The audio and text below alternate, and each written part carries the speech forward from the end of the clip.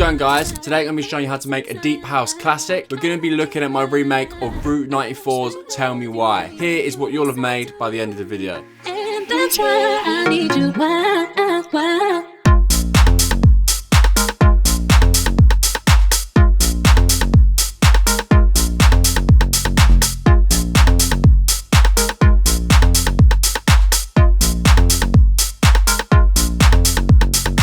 Great, so excluding the vocal, the track is pretty much made up of just 3 layers. The drums, the bass, and the stab.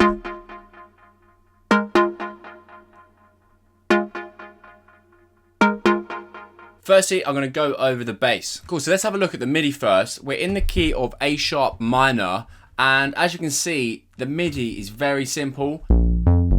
So it's just this A sharp, E sharp, F sharp, and that repeats 3 times until it comes to the end where it repeats again. But you just get these additional F sharp, E sharp. So look, super simple, but super effective. It just helps create the sort of groove.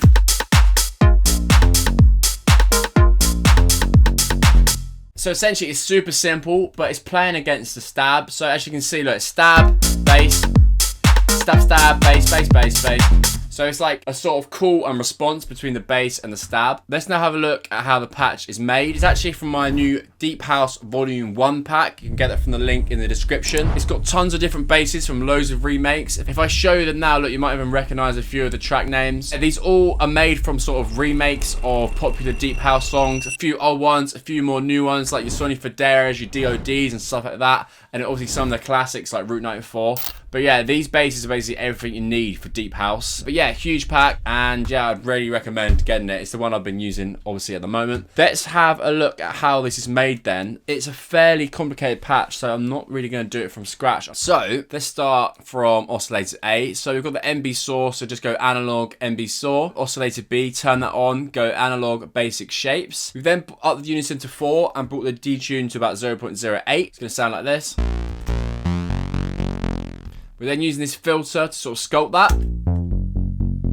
So we've got envelope 1 here, got a small attack to 2.7 just to bring out any click, and then we've got the decay at 1.19, and then the sustain drops and a nice bit of release. This release is kind of important to make it sort of smooth. And we've then dragged that over onto the cutoff, the drive, and also the bend. So you come on here, you click bend, drag that over on there.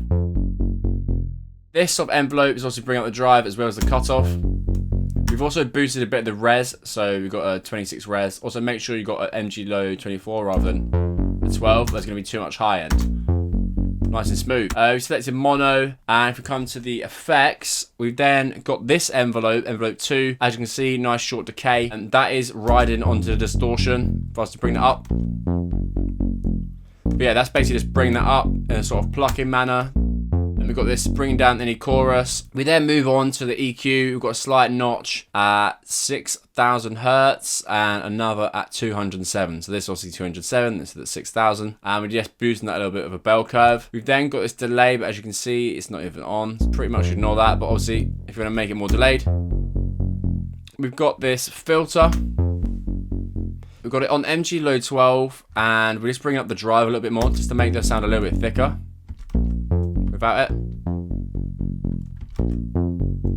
You can hear that. You probably need headphones. If you're just on a laptop speaker, you won't be able to hear the difference, but definitely makes it a lot fatter. We've then got this compressor, which is, as you can imagine, compressing it, but we're not even utilising any gain because we've sort of put in a lot of gain through this sort of filter. And then we've got this reverb, just at 8%, so yeah, it's quite minor. We've also got this sub, adding a little bit of square in the low end here.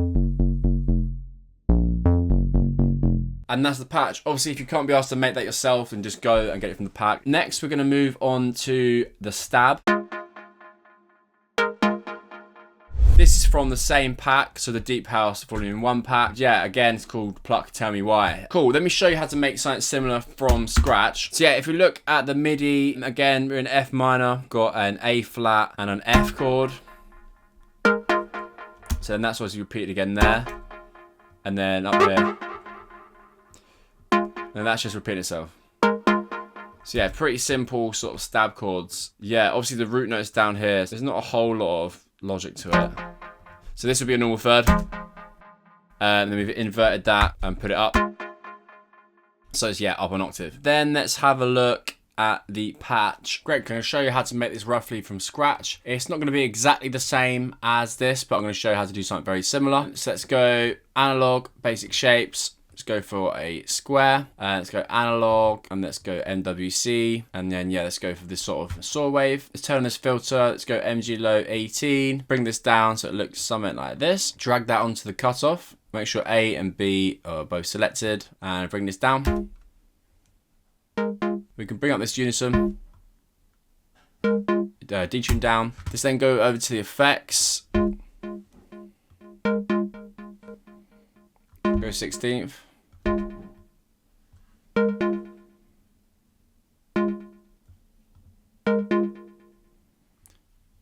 Also, you can play around with the different delay settings. So you can have it on 16th mode, so you can have normal, you can have ping pong.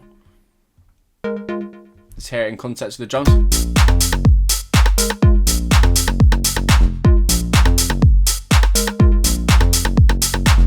We could add some reverb. Maybe some dimension to make it wider.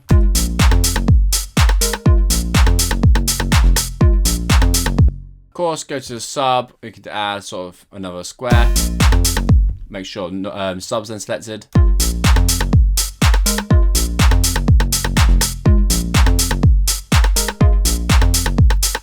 Maybe change the pitch.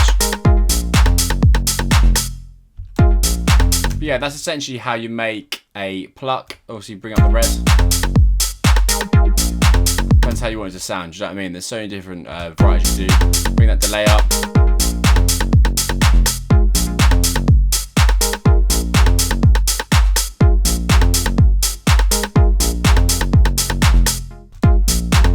Have 1/4, 1/16.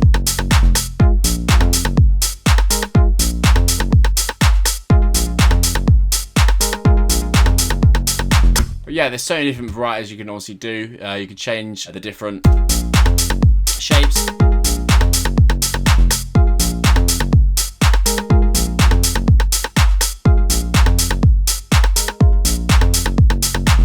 Yeah, literally you can, there's so many different things you do. But yeah, it's essentially all about this sort of pluck. Great, lastly, let's have a look at the drums. So all these samples are from the new Deep House Drums pack. You can get that from the link in the description. Yeah, so this pack's obviously come out at the same time as the Serum preset pack. This pack's got loads of one-shots, loops, basically loads of stuff for making Deep House drums. So yeah, if you want really good Deep House drums, then I definitely recommend this pack. But yeah, I'm gonna show you now how I've sort of made these drums. Firstly, we've got this kick. Sort of like a thumpy 909. And then we've got this clap. As you can see on this clap, there's a bit of delay. About that. And then we've got another clap. And then we've got a hat. And then another hat. And then we've got this rim. And then another rim. So yeah, the rim in the original track are really loud. I'll show you the MIDI. So yeah, this basically just repeats, that repeats, that repeats, and then yeah, it's just got like a sort of roll off at the end.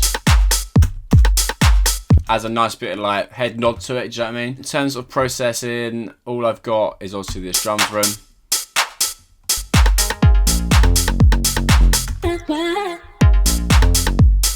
But a lot of these classic house tracks don't have that much processing on. They've just got like a nice sort of mixed down master at the end. Obviously this track's not been mixed and mastered properly, as it's just sort of remake.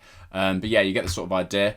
House drums are pretty simple, to be honest. It's literally just like kick obviously on every beat, clap on every second beat, and then the hat obviously on the off beat. Yeah, it's pretty simple. And then you've got to have some sort of like rim to like jazz it up a bit. Great guys, thank you very much for watching. I hope you enjoyed that video and I hope you learned something new. I will see you next week for another tutorial. Cheers.